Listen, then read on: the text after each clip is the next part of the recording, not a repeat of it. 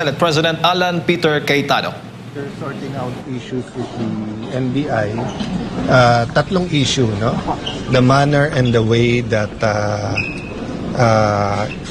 yung warrant was executed. So basically, sinasabi nila, may coordination sila sa former SP at pinapasok sila. But of course, we're saying, kahit pinapasok kayo, hindi para makipaghabulan sa loob ng Senate. The second issue nga is yung contempt, that the Senate has to stand up for itself and dapat ma-hold in contempt. Ang pinag-uusapan lang, saan i-hold considering na siyam sila at medyo fully booked din tayo. And then number 3, apparently iba yung report sa kanila kasi ang report sa kanila, yung Osaa daw ang brusco rather than yung taga-Osaa na bugbog. So we're talking about fact-finding regarding that. So the senators are talking now. So as I said kanina, di ba, napaka-importante na level-headed tayong lahat. Pero napaka-importante na klaro na huwag niyong paglaruan yung Senado. I mean, you know, this is not tabing kanto na, you know, will make excuses and... May sinabi po ba sila? No, they're held in contempt. So it's a matter of saan siya they will pull out the NBI, but I'm sure that they have to report to their higher-ups regarding if they will continue to serve or they will follow our suggestion, which is to get a warrant of arrest from a Philippine court. So ibig sabihin po, pero insistent ba, sir, yung NBI na makuha si Senator? Maganda naman yung usapan, pero may kasama ko si Senator Amy, Senator Marcoleta, Senator Villar, Senator Pia. May iba't ibang opinion talaga kaya mahaba That's why we have to decide ano yung mga ibibigay sa Committee on Rules and Committee on Public Order at alin yung i-decide tonight. Kasi nga, as you know, bumoto na yung House kanina. What's the NBI stand on the arrest for Senator Bato? That they were allowed daw to come into the Senate and allowed to arrest him here. By whom, sir? By Senator Soto. So, and your decision, and what did you insist? I told him we have Senate Resolution 44, and I told him ang stand namin is you have to get a court order, an arrest order from a Philippine court, and you have to allow Bato to exhaust his legal remedies. And after exhausting all of that, only then will we convince him to surrender. And they will abide by that? We're in the process of talking about that. So may But stand even if he says yes now, I am sure he has to report to his higher-ups. So there's a standoff? Hindi pa naman kasi sabi nila they're willing to pull out tonight. So that doesn't mean they won't be back tomorrow. So they will pull out tonight, si Senator Bato stays in the building? Nag-uusap pa kami ni Senator Bato kung saan siya mas safe. Kasi nga kung dati speculation lang na baka habulin or hanapin siya. Ngayon, it's very clear. If they pull out tonight, lilift niyo yung lockdown? Or No, naka-lockdown? yung lockdown was only to prevent, actually, it's really just asking people not to leave para ma-identify natin. May picture nga pinakita sa akin Senator Villanueva na nagtanggal ng polo yung isang NBI agent para nga hindi siya makilala. Pero identified na po ba? Identified na yung... Nag-uusap na, so I have to thank the Chief PNP kasi pinadala niya kaagad si General Aberin, the head of NCRPO, to help us. So I put everyone in one room. So nandyan ngayon yung Osaa, nandyan si General Aberin, nandyan po si Director. So yung ilan, sir? Siyam daw, siyam. So yung siyam na yun ay nasa holding room na po?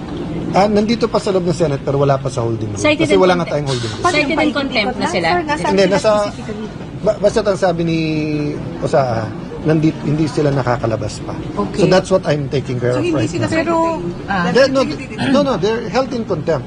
So our question only is where we will detain them. Okay, So I'll report that back to you in a few minutes. So practically detained na, sir. Detained na. Detained na. Unless may nakalabas na. Sir, so ongoing pa meeting with Matibag? Yes. Kasi sir, may commotion na sa labas. Meeting, sir, with Matibag, kunti. Okay. Ongoing pa meeting, sir. May meeting pa. Yes. So inside the room is Director Matibag, General Aberin, and ang ating Osaa. Then standby din yung Secretariat for the lecture. And what's clear is they're insisting to arrest Senator Bato, tama? Hindi. They're allowed to arrest. Yun yung sinasabi nila. No. So three issues. Issue number 1, warrant of arrest. 2 issue namin. 1, bakit sa loob ng Senate? 2, the manner. So nag-explain sila but they will put it in writing. Na they coordinated daw at pinayagan daw sila ng dating leadership. Pero sabi ko, kahit pinayagan kayo sa loob ng Senate, hindi man siguro kayo pinayagan makipaghabulan. So yun yung ongoing. So assured na walang arestuhan by tonight? Assured na walang More or less, I just have to seal yung usapan. Okay. Number 2 Okay. is that yung we explain that iba yung criminal, iba yung administrative. They can defend themselves na ini-issue na lang nila yung warrant. But from our point of view, pinipigilan nila siya mag-attend. And that's contempt. Kasi hindi mo pwedeng, hiwalay pa dyan yung, yung nasa revised penal code na yung parliamentary immunity or whatever other crime. Ang point namin, we're holding you contempt kasi pwede naman kayo umakyat eh. Pwede naman kayo magsabi sa SecGen, sa usaan na may inaaresto kayo. Hindi, nakipaghabulan kayo eh. Diba? Ang sinasabi nila, hindi naman sa session hall. Sabi namin, anywhere inside the Senate, it's the same. Pangatlong issue nga, that whoever ng bugbog, there's no place for that. They have to be punished. Doon naman agree kami pareho. Fact-finding na. Sir, hiningan nyo ba ng paliwanag o hihingan nyo ng paliwanag si former Senate President Soto for allowing them to stay here? It's fact-finding pa lang naman. And it's all in the open. I mean, yun din naman ang sinabi nung dating usaa. Binasa ko naman kanina. So, kaya nga ang sinabi ko yung director, I don't want to be in between the he said, she said, he said, he said, he said, he said. So that's why isusulat na lang niya. That's why I'm also giving instructions sa sumulat. Pero hihingan pa rin ng paliwanag si Senator Soto? It's up to him. Diba? Kasi we're still fact-finding. But I am sure, hindi niya pinayagan makipaghabulan. Kung pinayagan niya na pumasok at dito mag-arrest, that's a separate issue. Any of the senators can confront him with that issue. Sir, pag hindi Kasi that never happened before. Sir, pag hindi siya umalis ng NBI, sir, mag-stay din ba ang senators dito sa Senate? I think we will find a solution. We have to find a solution. As I said, we're into 2 or 3 crises sabay-sabay, di ba?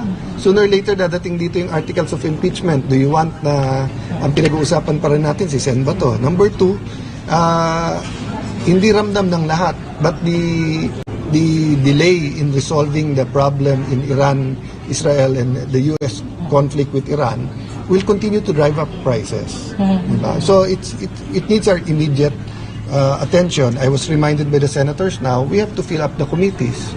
And sir, yung articles of impeachment, iakit ba bukas? So, I don't know. Up to tonight? Ang trabaho lang namin is to receive it and then to act for Pero it. May communication na commitment tonight? po. So far, wala pang nagsasabi sa akin na may communication. Pero kung matanggap po dito, definitely magko-convene kayo as impeachment court? We were talking already with the minority. I told them, lahat na tayo magbasa ng rules. Kasi mayroon nag-opinion na kailangan muna ipasa yung rules. May nag-opinion ng dati naman, sinunod lang yung dating rules. So, yun ang meeting ko after matapos. Pero definitely magko-convene as impeachment court. Pero definitely magko-convene as impeachment court. Pag natanggap yung article, sir. We will follow the, there will be no delay. So the question is lang, what are the administrative processes that we have to do? So that's a yes. Even Senator Soto said, convene, pero hindi ibig sabihin trial kagad. Magkaiba yon kasi may mga kailangan i-issue. Okay?